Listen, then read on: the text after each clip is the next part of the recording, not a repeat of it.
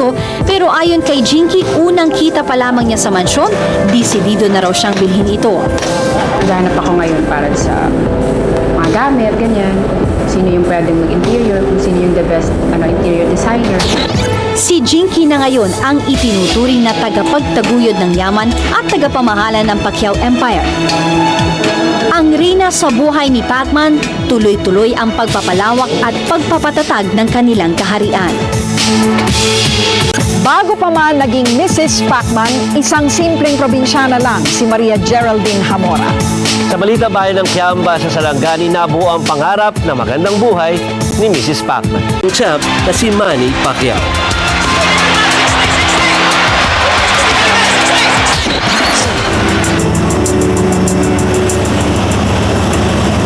Siyempre naabutan namin ang paglapag ng eroplanong sinakyan ng mag-asawang Manny at Jinky Pacquiao galing ng Manila.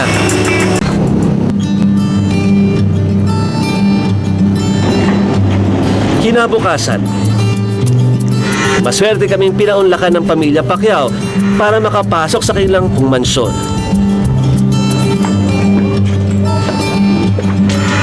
Sa entrada pa lang, namanghana kami sa ganda ng kanilang tahanan. Parang feeling ko nakakasawa yun. Victorian kasi ito, di ba? Mediterranean, classic Mediterranean. Kung sa bahay nila sa Laguna, walang kahit anong boxing paraphernalia, dito sa bahay na ito, nakadisplay ang halos lahat ng mga memorabilia ng mga naging laban ni Pacman. Ito talagang naalala ko pa to eh. Ibang-iba itsura pa ni Mari. Batang-bata pa siya. Mga bata pa. Oo. Pero laking gulat namin nang sabihin ni Jinky na nakatakda ng ipag-iba ang mansyong ito ngayong Agosto. Balak daw nila itong palitan ng isa pang mas modernong mansyon. Hindi pa man kami natatapos sa aming home tour, biglang nag-aya itong si Jinky sa isa pa nilang mansyon. So yung mga anak niya mahilig talaga swimming. Yes. Mahilig mag-swimming sila. Oo.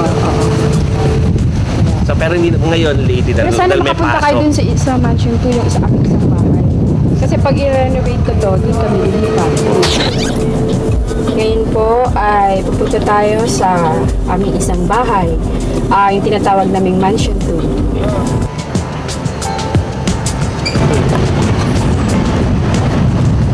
Pagdating sa aming destinasyon, ito ang sumalubong sa amin.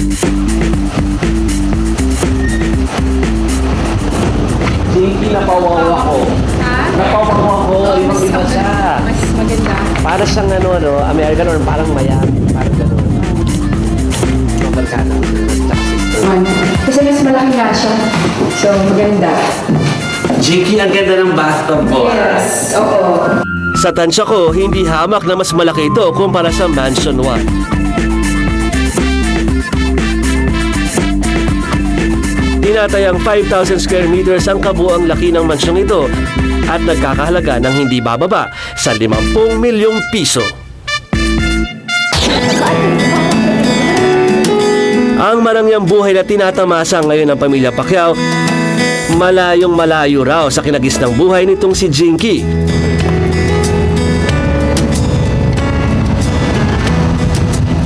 Pangatlo sa 5 magkakapatid, sa Kiamba, Sarangani sa nanirahan at lumaki.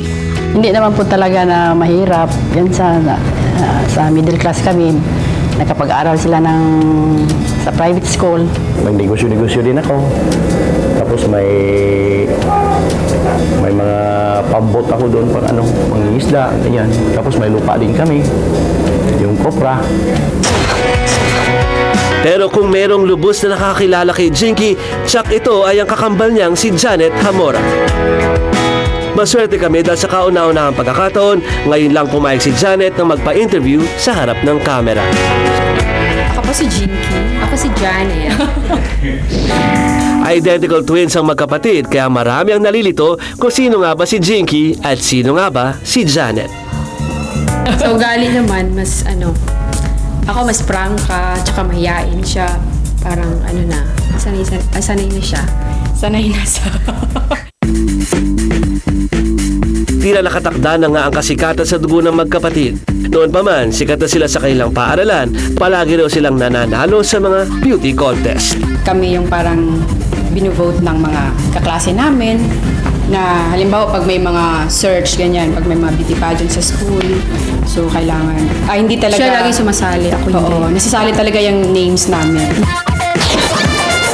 At kahit ngayong Mrs. Pacman na siya, ayaw pa rin mawalay ni Jinky kay Janet. Enjoy lang kami, magkasama kami lagi. Hindi nga pwedeng parang pag wala siya, parang nami-miss kaagad namin yung isa't isa. Lahat ng mga pangangailangan namin, binibigay niya. Yun. Kayo mga Siyempre, mahal na mahal kasi pagkapamilya mo, yung unconditional love, parang walang pangit. Bakit po kayo naiiyak? Umpisa mo ka. Wala, basta yung siyempre pamilya, at the end of the day, pamilya mo rin naman yung makakasama mo. Kahit na anong mangyari sa buhay mo. Yun, sila lang yung malalapitan mo, kumbaga. Wala nang iba. Although you have friends, you have everything, pero hindi naman sa material na bagay or sa may pera ka, kaya mo na ang lahat, di ba? Kahit na may problema ka. Ganun pa rin siya. Siguro naging emotional lang kasi minsan pag may pinagdadaanan, sila yung nakakaalam lahat. Sila yung nag-a-advise sa akin. Sila yung minsan kailangan, sinasabi nila na kailangan walang iwanan, gano'n. Hindi natin kailangan iwan. Kasi, syempre, alam naman natin pagka may problema, kailangan talagang may masasandalan. So, sila yung nandyan sa akin. May sekreto pa kaming nalaman tungkol kay Jinky na ibinuko sa amin ng kanyang best friend at high school classmate na si Christine Marcelo. Hindi daw si Manny Pacquiao ang unang naging boyfriend ni Jinky. Yan lang nakawang yung dinala ko yan. Since high school hanggang college kami. Yun ang niya, si Ruel. Kasi maraming naliligaw talaga sa kanya. Si Christine daw ang palaging chaperone ni Jinky sa tuwing magdi-date ito noon. Strict yung parents niya. Kahit nung mga dalaga na sila, may mga work na, strict talaga. Pagtungtong ng kolehiyo, kumuha ng kursong business management si Jinky sa University of Mindanao. Pero sa kasamaang palad, hindi niya natapos ang kanyang pag-aaral. Para makatulong sa pamilya, nagtrabaho sa Fitmart Mall sa Jensan si Jinky bilang isang beauty consultant para sa isang kilalang beauty product. Madiskarte raw sa pagbebenta si Jinky, kaya naman palaging umaabot sa kota. Actually, magaling siya mag-sales stock ng kanyang produkto, ganun. Kasi basta friendly talaga siya. Pag may customer, nilalapitan niya at saka i-offer yung kanyang mga produkto.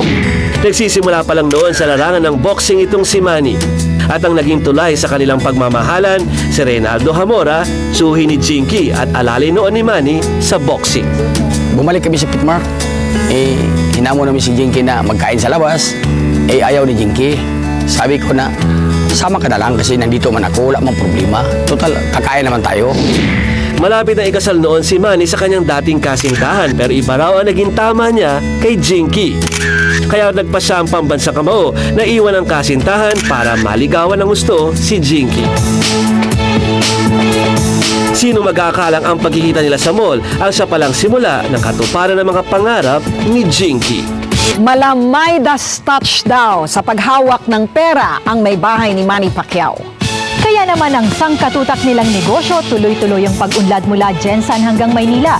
Alamin natin ang sekreto ni Mrs. Pacman sa pagpapalago ng kanilang yaman at yan ang aking sinuring anggulo.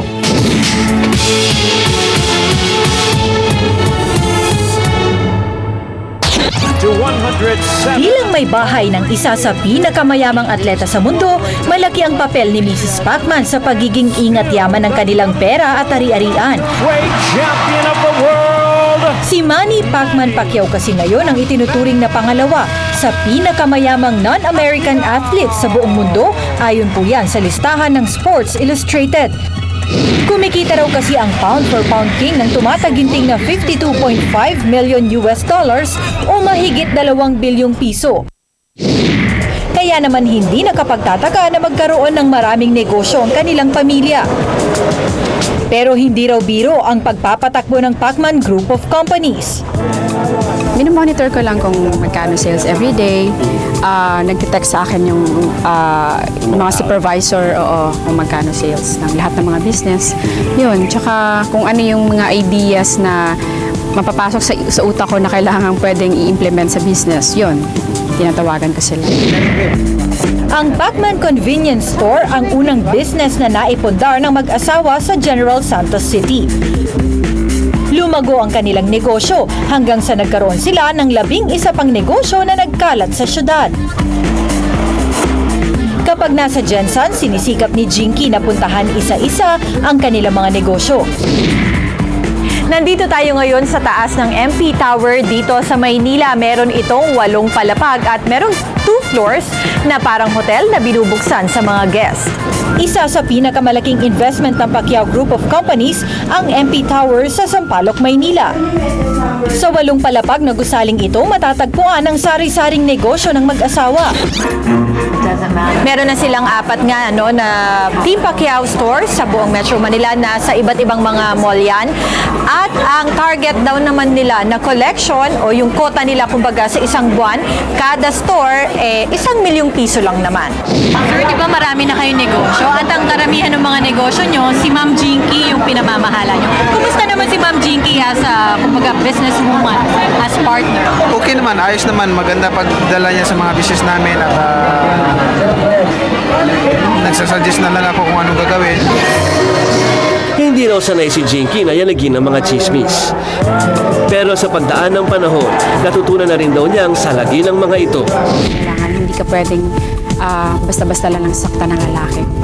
Kailangan matapang ka na harapin lahat yun. Tsaka tawanan mo lang, kumbaga, para at least para mag-isip sila na, uy, parang iba ka na ngayon na, parang gano'n. Kasi ayoko na yung nakikita akong umiiyak ako. Parang wala lang nangyari, parang nahihirapan. Mga ganun lang, parang nahihirapan lang ako sa sarili ko na mga ganun. Wala namang ikabubuti sa akin.